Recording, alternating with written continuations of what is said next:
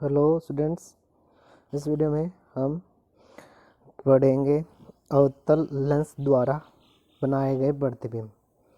तो जैसे कि हमें पता है अवतल लेंस जो है ना वो उत्तल दर्पण की तरह काम करता है। किरणों को अपसारित करता मतलब फैलाता है। जो समानांतर किरणें आती हैं उनको फैला देता है। तो इसके केस में जो प्रतिबिंब बनेंगे वो उतने ही बनेंगे जितने उत्तल दर्पण के केस से बनते हैं। तो अवतल लेंस द्वारा बनाए गए प्रतिबिंब दो ही केस हैं। पहला, वस्तु की स्थिति जो है ना वो अनंत पे है। पहले केस में वस्तु की स्थिति अनंत पर है, तो अनंत से जो प्रकाश किरणें आती हैं वो समानांतर आती हैं, और समानांतर किरणें परावर्तन के बाद इस तरह से फैलती हैं कि हमें लगता है कि वो ऐप से निकल रही हैं, फैल रही हैं। जैसे हमें पता है अगर किरणें फैलती हैं तो हमें यह नहीं पता कि वो मतलब वो कहीं पे नहीं मिलेंगी। कहीं पे नहीं मिलेंगी तो हमें लगेगा कि वह कहीं से मिलती ही प्रतीत होती हैं। तो इस वजह से जो एक आभासी, क्योंकि आभास हो रहा, आभासी होगा तो सीधा भी होगा। आभासी और सीधा प्रतिबिंब बनेगा एफ पर, और वो बहुत ही छोटा बनेगा। ये आप यहाँ पे वस्तु से बहुत ही छोटा लिख सकते हो, या फिर एक तरह से कह सकते हो इस जगह पर कि वो कितना कैसा बन रहा है, बिंदु साइज का बन रहा है। उसका जो आकार है वो बिंदु के आकार का है। इसके अलावा अगर आप अनंत से के अतिरिक्त कहीं पे भी रखते हो, अनंत के अतिरिक्त चाहे वस्तु हो अनंत से यहाँ पर कहीं पे भी रखो, जो तो बीच से मतलब यहाँ से लेके यहाँ तक कहीं पे भी रखो आगे, जैसे मैंने बी बिंदु पे रख रखा है। एक जो प्रकाश किरण है वो सीधी जाएगी, सीधी जाने के बाद वो समानांतर हो जाएगी, सीधे जाने के बाद वो ऐसे फैलेगी कि वो एफ से आ रही है। दूसरी जो प्रकाशीय केंद्र से जा रही है वो भी सीधी जा रही है। ये दोनों आगे देखना कहीं नहीं मिल रही, फैल रही हैं। तो ये एक बिंदु पर मिलती ही प्रतीत होंगी।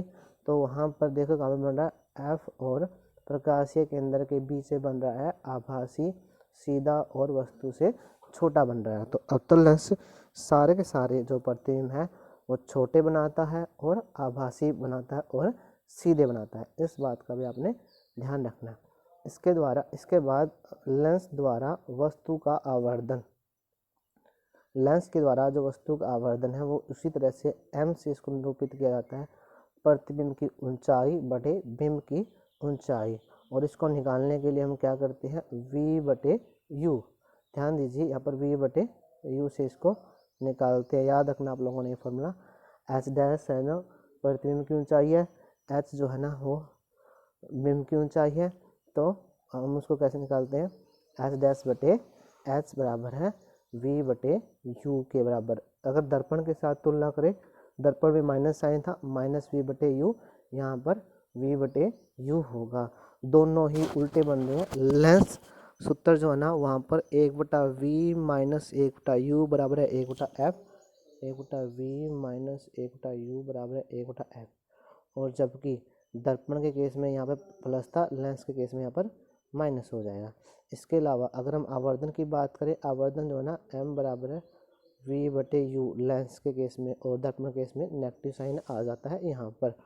इसके बाद बहुत ही ज़रूरी टॉपिक है जिसका नाम है लेंस की अक्षमता। यहाँ से प्रश्न पूछा जाता है।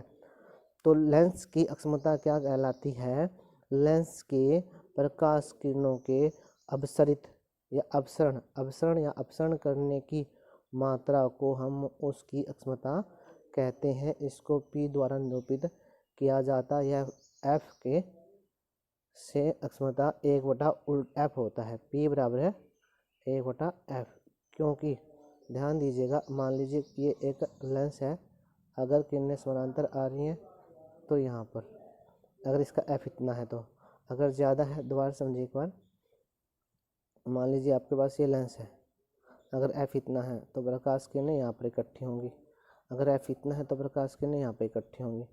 तो जिसका f कम होगा उसका अक्षमता ज़्यादा होगी। तो इसको f के उल्टे से निकालते हैं, 1/f के बराबर होती है।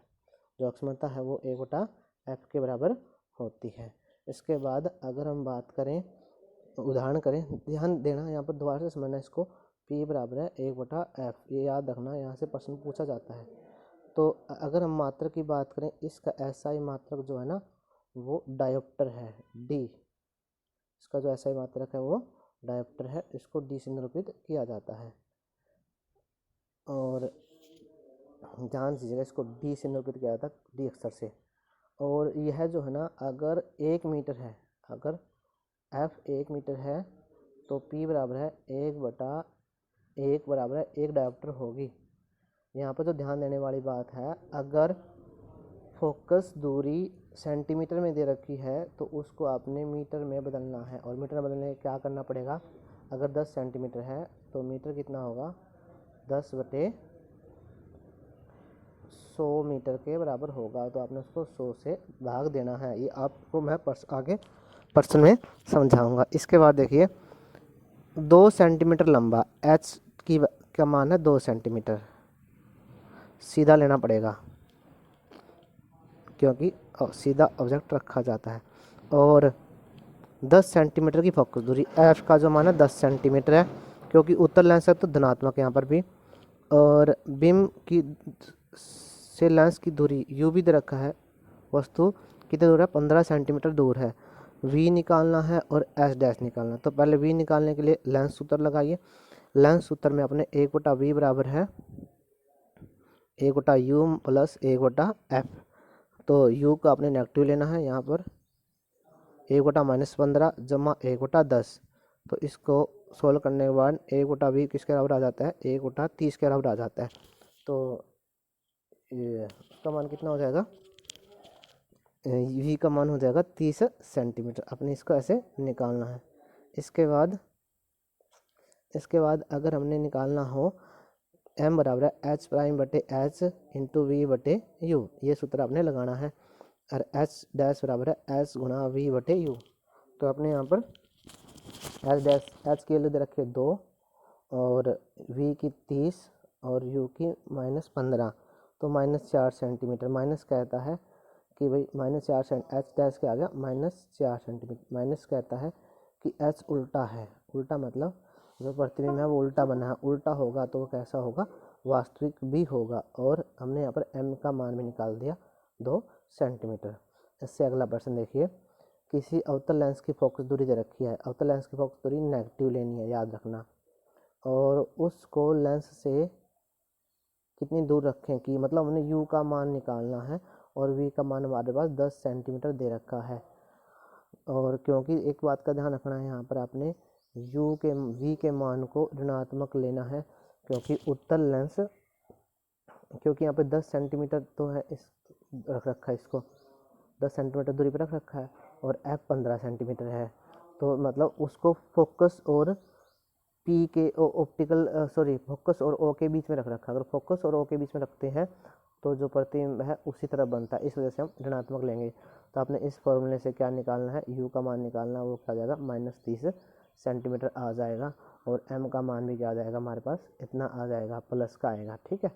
इसके बाद 25 सेंटीमीटर, लास्ट प्रश्न है, 25 सेंटीमीटर फोकस दूरी का एक उत्तल लेंस है, इसकी अक्षमता ज्ञात कीजिए।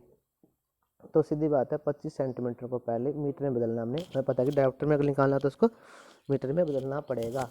उसका 0.25 मीटर आ गया। 25 को 100 से भाग देंगे तो 0.25 मीटर। और अगर हम P निकालेंगे 1/F 100/25 कह सकते हैं, 4 डायोप्टर आ जाएगा। इस तरह से आपने करना। इसके बाद 20 सेंटीमीटर फोकस दूरी वाले अवतल लेंस, ये उत्तल लेंस था तो उसकी अक्षमता धनात्मक होगी क्योंकि इकट्ठा करता है। और ध्यान रखना, अवतल लेंस की अक्षमता ऋणात्मक होगी क्योंकि वो फैलाता है, क्योंकि उसकी फोकस दूरी ऋणात्मक होती है।